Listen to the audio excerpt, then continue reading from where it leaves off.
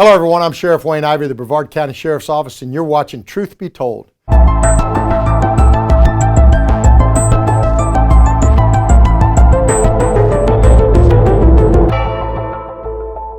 Over the course of the past 40 years of my career, I've learned two things about the media. First, that the overwhelming amount of reporters are good and decent people who simply report the news with no slant or hidden agenda. And secondly, that there are also morally corrupt and deceitful reporters who lie, slant their stories, and above all else, intentionally mislead their audience because they have a hidden agenda or just plain out a disdain for law enforcement. To those who do it right, I say bravo, as you are a valued piece of our great nation, and you should be proud of your profession. And to those who do it wrong, I say it's time the truth be told. For the past 8 years as Sheriff of Brevard County, I have tolerated and often not responded to malicious and misleading stories that attack the integrity of our agency, our members, our mission, and me. But not anymore. Starting right now, I'm firing back at those who take untruthful shots at us. Starting right now, every time the media intentionally lies or misleads our citizens about a story involving our agency, I'm going to come on Truth Be Told and call them out. I can no longer sit idly by and allow the media to tarnish the good names of the men and women of our agency, especially when they know the real truth about what an amazing job our team is doing to protect our community. Look, let's be honest. I'm not always going to like the story that is written, but there is a huge difference between a story that tells the truth about what happened and one that intentionally misleads our community in an attempt to undermine the confidence our citizens have in our agency.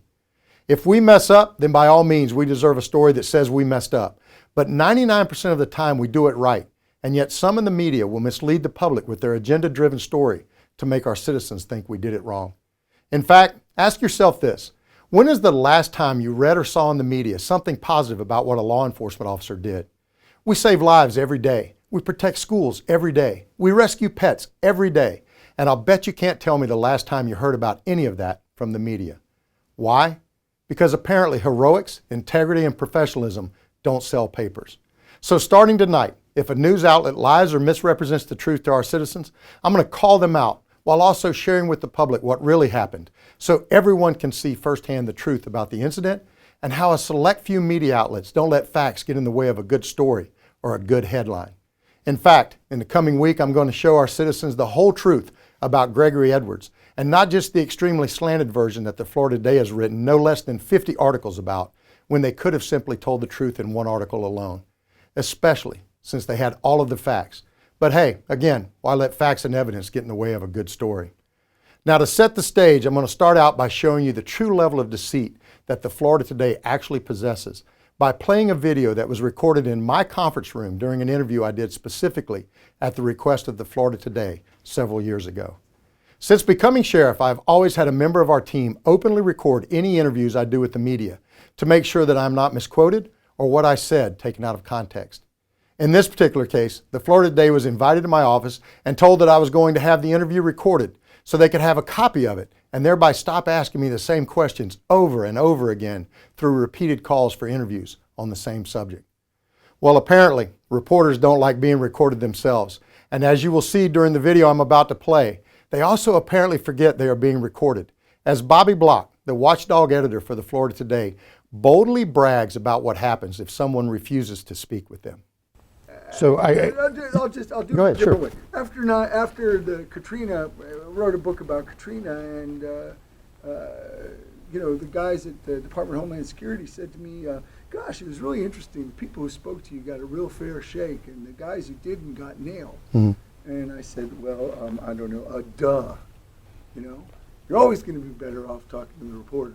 So basically, if you talk to them, the citizens get one story, and if you don't, well, duh. I think we all know what well done means. And in fact, we've gotten to see firsthand what it means as the Florida Today has repeatedly targeted me, our agency, and our deputies since the very day I stopped speaking to them because of their lack of integrity, misquoting of statements, and the fact that their watchdog editor, Bobby Block, told me and several other prominent members of our community that he was brought here to the Florida Today to take me down. That's right, folks. He told me straight to my face in a restaurant that he was brought to the Florida Today to take me and several other elected leaders down. And he also told the same thing to several other members of our community. Now, either he is telling the truth about that, or he is attempting to make himself feel important through those actions. But either way, his integrity is in question. So now that you've had a chance to see the real truth about how the Florida Today approaches their articles, this coming Friday at 12:30 p.m., I'm going to release the true story of what happened to Gregory Edwards.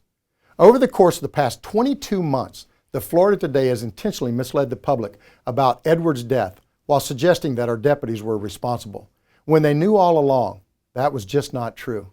Well, this Friday at 12:30 p.m., right here on Truth Be Told, you will get to see and evaluate for yourself the jail security video that a circuit judge has now authorized me to release that shows exactly how professional my team responded to Greg Edwards' violent attack on Deputy Brian Otto. We'll see you on Friday on Truth Be Told.